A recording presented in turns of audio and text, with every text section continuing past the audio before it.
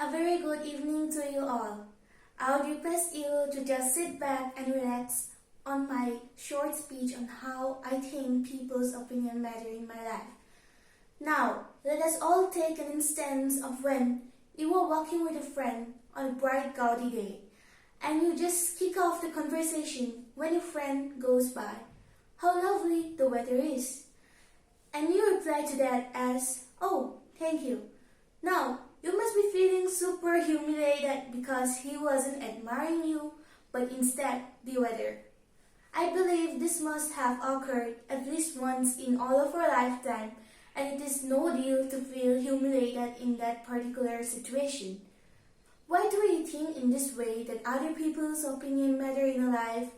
Or how would we react when other people fall in this type of situation? To that, my answer would be the upbringing we all experience when we are young kids.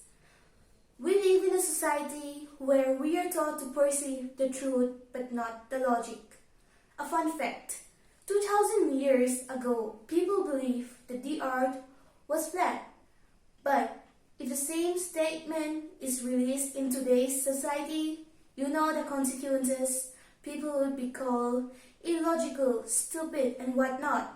We have seen YouTube videos where people humiliate a person, stating facts why Earth is flat. Since childhood, we are taught that apples are not blue but red. 1 plus 1 gives us a 2.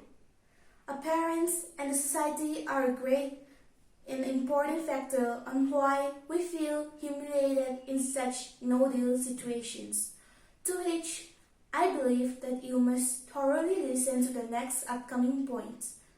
This is your life. You came alone, you'll be going alone as well. You do not have to think of other people's opinion, but instead focus on what you are doing in life right now. You are going to deal with the consequences you decided at the end, and you are going to be the one at the end who is going to fulfill your desires. People often advise stuffs to you which are the worst or which can be the best for someone else. For this, you must always follow your passion and feel free to live in a world of your own desires and dreams. I believe that everyone have a confident or great friend whom they think as a valuable part of their life. But sadly, that's not true at all. Yeah, here's a truth bomb. No one is as invested as you in your own life. So just sit back and work whatever you're doing. Now no one would come to your house on a random evening and go out. What are we having for evening snacks? I have to write it on my journal. That is just beyond out of the box. Keep in mind to not degrade the advices given by some truly pure and sensible person. But remember to walk independently and not seek their advice all the time. Advices come to your life once, and this gives you a great lesson why you should follow your own steps and rather not rely on the person who had given you an advice ages ago. You should learn and take that as a lesson and walk by in pursuing your dreams. As we can see, we all desire for something more. Speaking of the Topa, if he achieves 99%, he will surely want for 100%, thinking, what made me go down from 100 to a 99? And for the average students who got 79%, they would long for an 80%, thinking, what made me go from an 80 to a 79? Desires somehow can be bad, but somehow can be good for establishing a great confidence in your life. I believe we all have that small little voice from our heart, which speaks to us when we have no one to speak to and becomes a great friend over a time. We all have this little voice who goes by as like a narration, as like in a film. I believe we all should follow that little voices advice because that voice has come straight from the heart and not from any body part. Of course, that heart is the only part which connects to us soulfully, but still for those who cannot understand that, I'm just giving it out as a clear point of view of what the small little voice means in your life.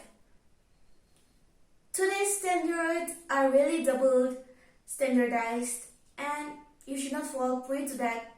Yes, you should always be careful to what people have in their own world.